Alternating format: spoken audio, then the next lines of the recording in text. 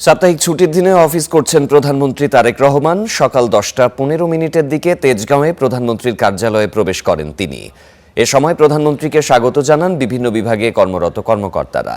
সেখানে কর্মকর্তা কর্মচারী ও অধীনস্থ দপ্তর প্রধানদের সাথে মতবিনিময় করেন প্রধানমন্ত্রী।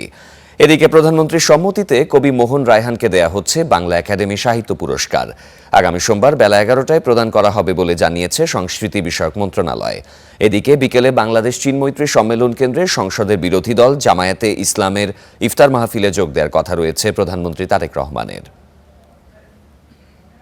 এই দেশের কোথায় কি আছে, মানুষ কিভাবে থাকছে, মানুষ কতটুকু ভালো আছে, কতটুকু খারাপ আছে, তাদের শিক্ষা ব্যবস্থা কি, তাদের স্বাস্থ্য ব্যবস্থা কি, তাদের জীবনযাত্রা কেমন, এই সব কিছুই কিন্তু কম বেশি এখানে উপস্থিত প্রত্যেকটি মানুষেরই ধারণা আছে।